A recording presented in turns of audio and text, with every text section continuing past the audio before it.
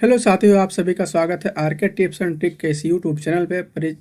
आज हम लोग बात करने वाले हैं आरआरबी ग्रुप डी परीक्षा 2025-26 में जो अभी परीक्षा चल रहा है उसके अंदर हम लोग आज बात करेंगे जनरल साइंस के 50 महत्वपूर्ण प्रश्न जो कि आरआरबी ग्रुप डी के प्रीवियस ईयर में परीक्षा में पूछे गए हैं। तो चलिए, सबसे इम्पोर्टेंट प्रश्न जो है कि अगर आप भी आरआरबी ग्रुप डी का पेपर देने वाले हैं तो आप भी इस वीडियो को जरूर देखिए और अपना जो है कि और बेस मजबूत करिए। तो चलिए शुरू करते हैं आज का ये वीडियो। सबसे पहला जो प्रश्न है साथियों वो है आधुनिक आवर्त सारणी मॉडर्न पीरियोडिक टेबल में कितने समूह और आवर्त होते हैं। तो इसका ऑप्शन है ऑप्शन नंबर ए है 7 समूह और 18 आवर्त। ऑप्शन नंबर बी है 18 समूह और 7 आवर्त। ऑप्शन नंबर सी है 15 समूह और 8 आवर्त। और ऑप्शन नंबर डी है 18 समूह और 18 आवर्त। तो आधुनिक आवर्त सारणी मॉडर्न पीरियोडिक टेबल में कितने समूह होते हैं और आवर्त होते हैं। तो इसका जो राइट आंसर हो जाएगा वो हो जाएगा ऑप्शन नंबर बी। इसका जो राइट आंसर हो जाएगा ऑप्शन नंबर बी हो जाएगा 18 समूह और 7 आवर्त। अगला प्रश्न पे चलते हैं हम लोग। अगला प्रश्न है विभवांतर पोटेंशियल डिफरेंस को मापने के लिए किस उपकरण का उपयोग किया जाता है। विभवांतर पोटेंशियल डिफरेंस को मापने के लिए किस उपकरण का उपयोग किया जाता है। तो इसका ऑप्शन है ऑप्शन नंबर है एमीटर। ऑप्शन नंबर बी है गैल्वेनोमीटर। ऑप्शन नंबर सी है वोल्टमीटर और ऑप्शन नंबर डी है अल्टीमीटर। तो पोटेंशियल डिफरेंस को मापने का जो उपकरण है उसका राइट आंसर है वो है option number C. Option number C है वोल्टमीटर पोटेंशियल डिफरेंस को नापते हैं। तो इसका राइट आंसर हो जाएगा ऑप्शन नंबर सी। अगला प्रश्न है साथियों ओम का नियम क्या है। तो इसके ऑप्शन है ऑप्शन नंबर ए आई बराबर V R. Option number B V बराबर I R. Option number C है आई बराबर वी आई। और ऑप्शन नंबर डी है वी बराबर आई प्लस आर। तो ओम का नियम क्या है। तो ओम का जो नियम है उसका जो राइट आंसर हो जाएगा वो है ऑप्शन नंबर बी वी बराबर आई आर। तो इसका जो फार्मूला है वो है वी बराबर वोल्टेज, आई बराबर करंट और आर बराबर रेसिस्टेंस। तो ओम का नियम है वी बराबर I R. Option number B right हो जाएगा। अगला प्रश्न है साथियों मानव शरीर का सामान्य तापमान कितना होता है। तो इसके ऑप्शन है 310 degree Celsius. Option number B है 98.4 degree Celsius. Option number C है 37 डिग्री सेल्सियस। और ऑप्शन नंबर डी है 42 डिग्री सेल्सियस। साथियों यहाँ पे एक बात गौर करने वाली है कि यहाँ पे डिग्री में पूछ रहा है। तो इसका जो राइट आंसर हो जाएगा वो है 37 degree Celsius. Option number C यहाँ पे राइट हो जाएगा 37 डिग्री सेल्सियस। अगर यहाँ पे फॉरेनहाइट में पूछता तो 98.6 डिग्री सेल्सियस फॉरेनहाइट यहाँ पे राइट हो जाता है, ठीक है। लेकिन यहाँ पे डिग्री में पूछा हुआ है तो 37 डिग्री सेल्सियस यहाँ पे राइट हो जाएगा।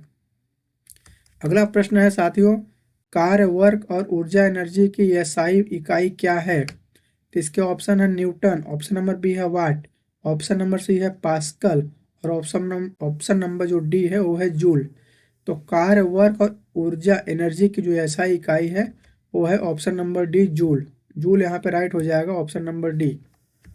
अगला प्रश्न है साथियों प्रकाश वर्ष लाइट ईयर किसकी इकाई है। तो इसके ऑप्शन है ऑप्शन नंबर ए समय की। ऑप्शन नंबर बी दूरी की।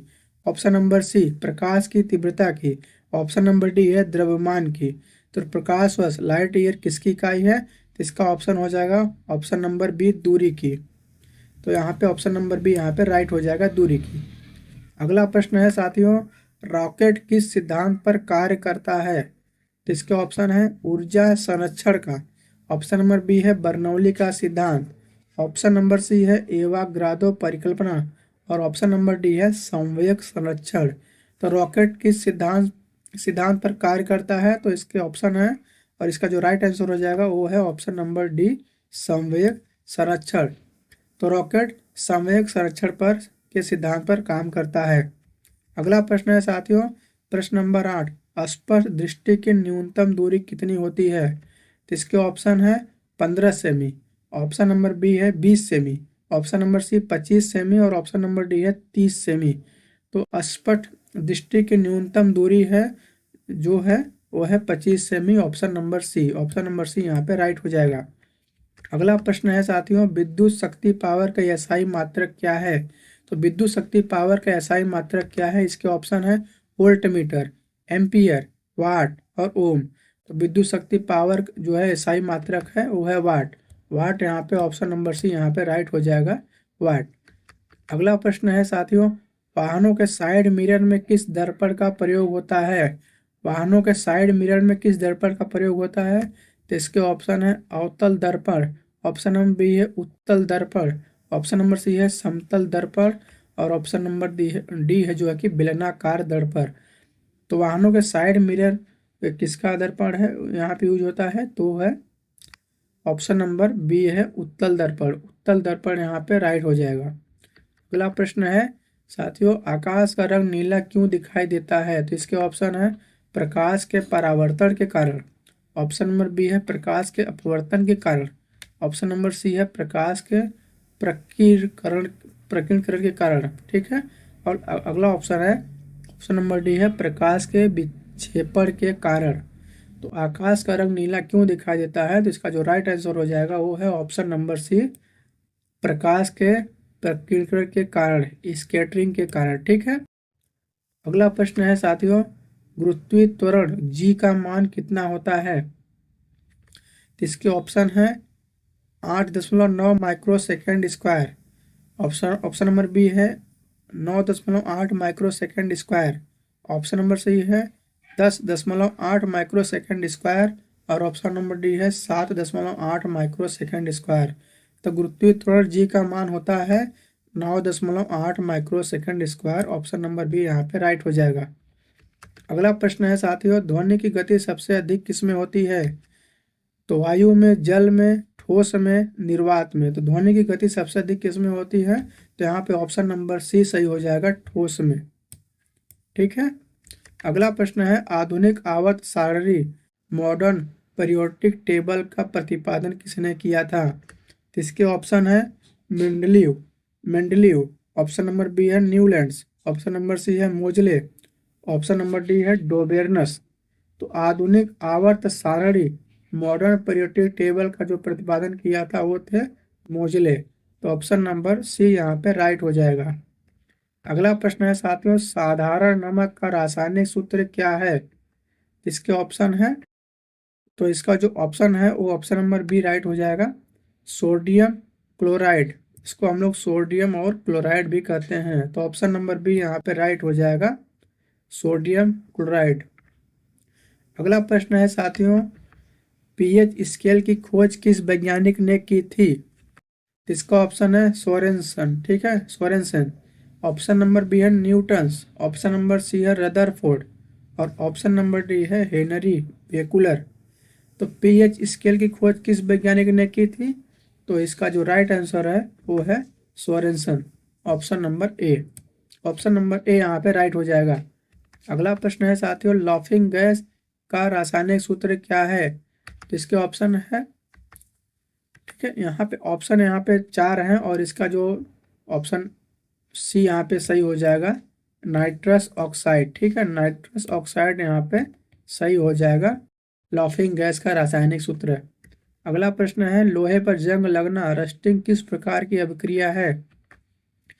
तो यहाँ पे है ऑप्शन ए अपचयन, ऑप्शन बी ऑक्सीकरण, सी विस्थापन और डी उदासीनीकरण। इसका जो राइट आंसर हो जाएगा, लोहे पर जंग लगना रस्टिंग किस प्रकार की अभिक्रिया है? तो है ऑक्सीकरण, ऑप्शन नंबर बी यहाँ पे राइट हो जाएगा। अगला प्रश्न है साथियों, शुष्क बर्फ ड्राई आइस वास्तव में क्या है? तो जमा हुआ पानी है, ठोस नाइट्रोजन है, ठोस कार्बन डाइऑक्साइड है या ठोस ऑक्सीजन है। तो शुष्क बर्फ क्या है? तो यहाँ पे ऑप्शन नंबर सी राइट हो जाएगा, ठोस कार्बन डाइऑक्साइड है।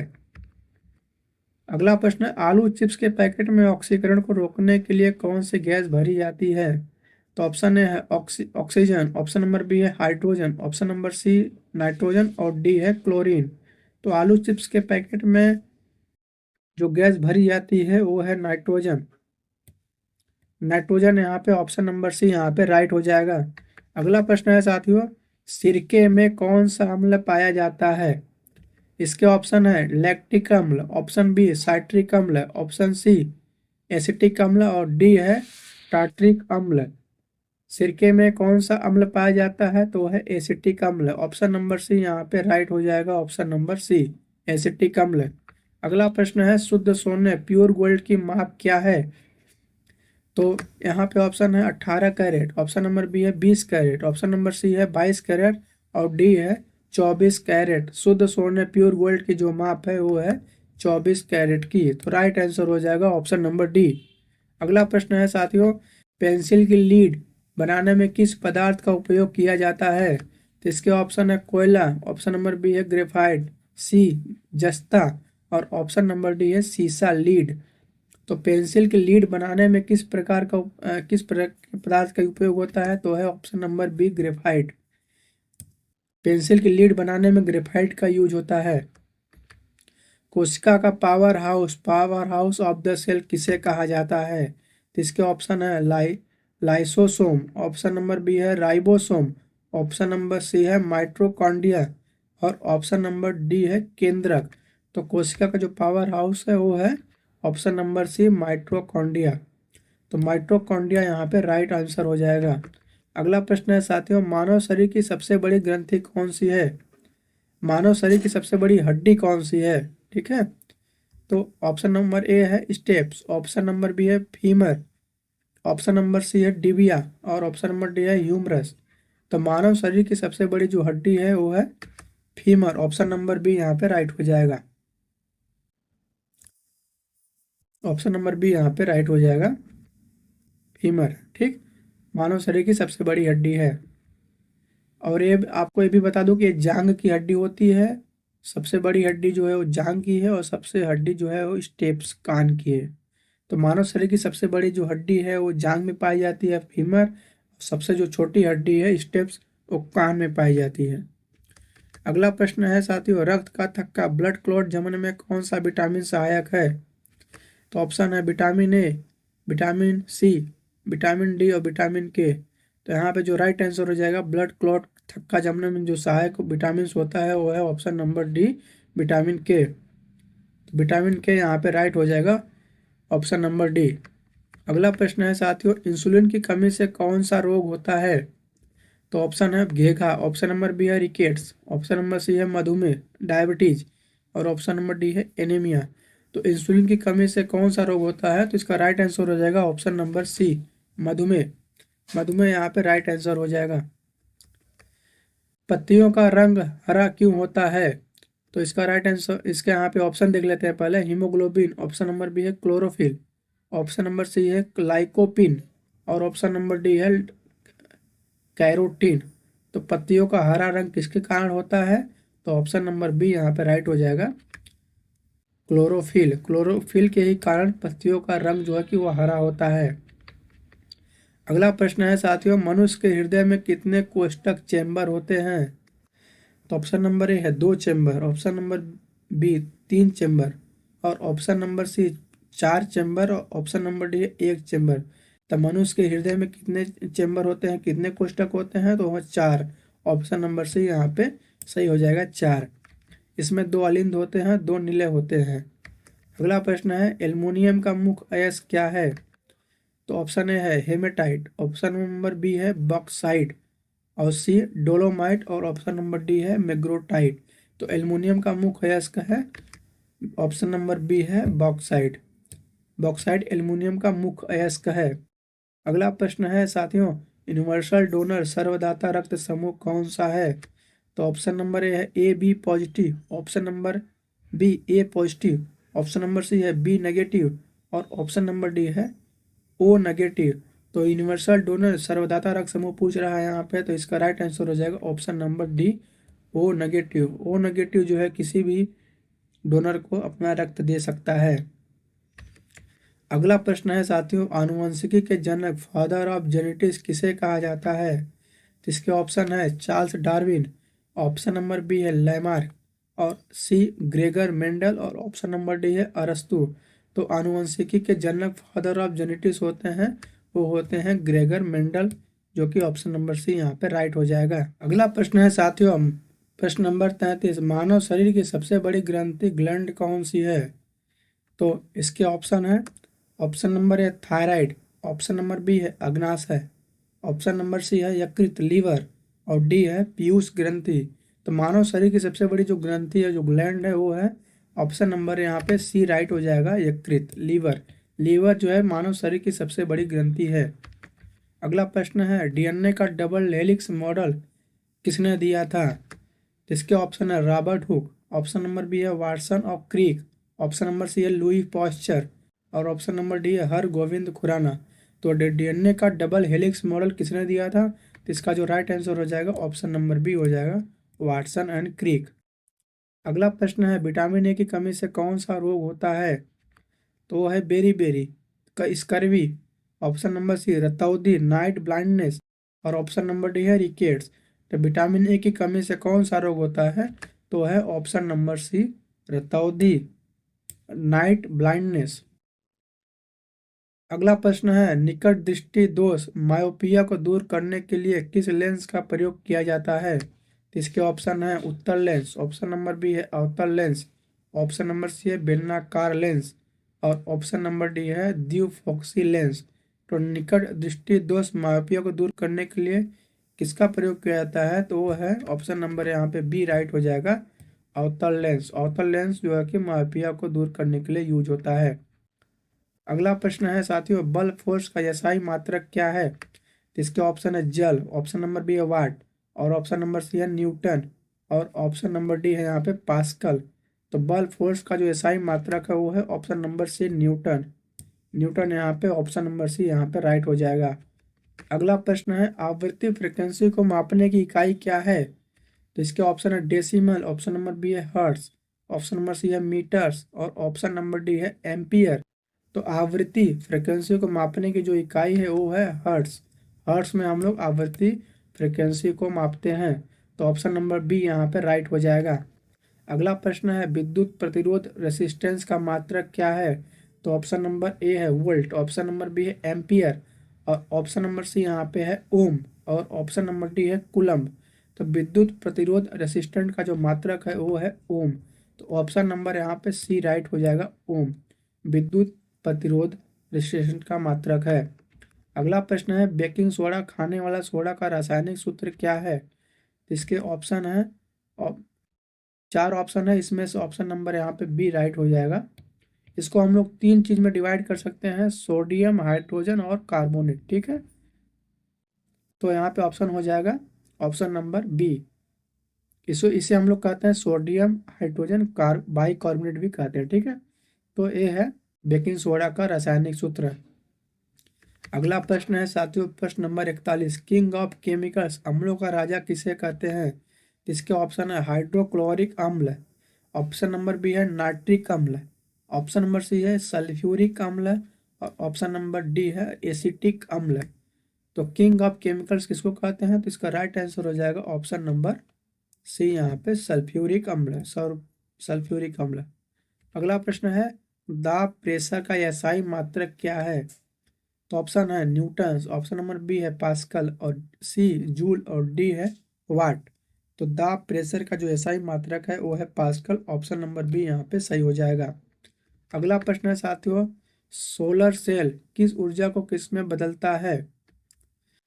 तो ऑप्शन नंबर ए है प्रकाश ऊर्जा को ऊष्मीय ऊर्जा में, ऑप्शन नंबर बी है सौर ऊर्जा को विद्युत ऊर्जा में, ऑप्शन नंबर सी है रासायनिक ऊर्जा को प्रकाश में, और ऑप्शन नंबर डी है विद्युत ऊर्जा को सौर ऊर्जा में।